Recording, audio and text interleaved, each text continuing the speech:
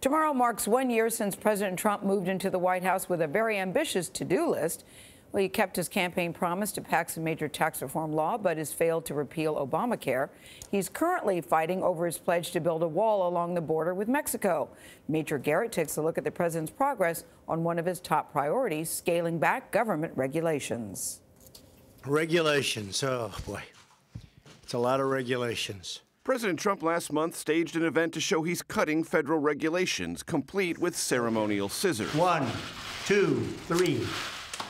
In December, the White House said agencies or Congress undertook, quote, 22 deregulatory actions for every one new regulatory action. It's a bit misleading. Law professor Kerry Kalanisi heads the Penn program on regulation and says many of the actions are not as significant as this White House contends. Most of those were either housekeeping matters or regulations that the Obama administration started to pull off the books. The administration can claim sole credit for these deregulatory moves: the removal of endangered species protections for Yellowstone grizzly bears, and the rescinding of rules tightening standards for hydraulic fracking on public land. The joint resolution is passed. But the Republican-led Congress can take a lot of the credit, including repealing Obama-era rules that hadn't yet taken effect, regulations that would have made it easier to file class action lawsuits against banks, made it harder for the mentally ill to buy firearms, and protect waterways from coal mining waste. Congratulations, Mr. President. In the years since taking office, the president has certainly slowed down and in some cases stopped new regulations. We canceled or delayed over 1,500 planned regulatory actions, more than any previous president by far. But despite numerous photo ops and public signings, the president still has his work cut out for him. That's great showmanship. And it certainly has convinced a lot of people that the regulations on the books have dramatically decreased under President Trump, but they haven't. CBS News Chief White House correspondent, that's Major Garrett, is back again, joins us at the table. Major, you are very plugged in. Let's start with what most people are thinking about. Right, shutdown. Yep. So Clock the latest. Ticking. How's it looking? White House officials now say the probability up to 50%, which is highest it's been in the Trump administration. White House official also says President Trump will not travel as he had been planning to Florida if this is not resolved. And I want to read you a text from one of my best sources on Capitol Hill who doesn't traffic in talking points, which is why I like this particular person. About the shutdown, this person sends a text to me.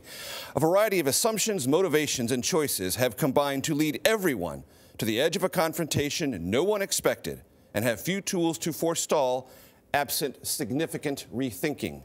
These are the hours, ladies and gentlemen, where rethinking will be required. Who's going to do it? Who leads us? Who leads the rethinking, and where does it need to go? The president needs to rethink, and Democrats on the Senate side need to rethink, or they need to go through their methodologies of making their point and then rethink, and probably do that in a very collapsed time frame if this is going to be solved by midnight tonight.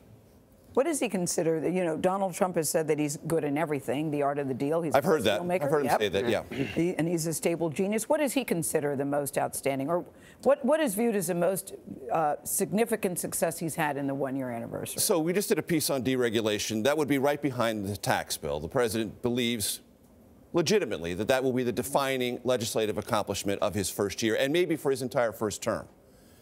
The deregulatory actions are significant. As I talk to people around the country in business who look at this administration and say, what's really changed for them? They haven't felt the taxes yet, but they felt the climate for federal regulations changed substantially. Some have been withdrawn, but they also know no new ones are coming. And for them, that certainty has been an accelerant to either their business plans to hire or invest.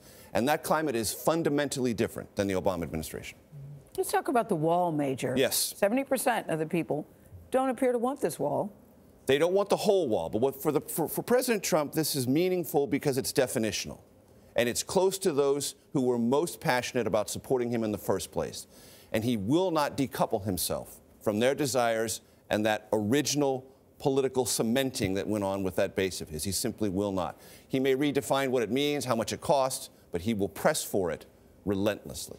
This negotiation over the shutdown, over DACA, has been a little ragged by even Mitch McConnell's description from the White House. Give us your sense of the growth or lack of same in the White House in terms of just operating the place and doing the business. The president failed on health care because he could not work with Republicans and bring them to a place where they could all agree. It's a much tougher issue for Republicans than tax cuts, but they worked much more collaboratively. The president was hands-on, but in a constructive, not destructive way as he was with health care. That's all great in the Republican conversation. What the president has to learn now is how to have a conversation with Democrats, one persuasive enough and durable enough to create compromise. If you had to pick, is there going to be a shutdown? I'm going to go first. Nope, there's not going to be a shutdown. What do you say? Feels like there'll be a very, very short one. Maybe Really? just for the weekend. Just I think people need to go on both sides. They need to test each other out, but have a resolution that can manifest itself maybe early Monday.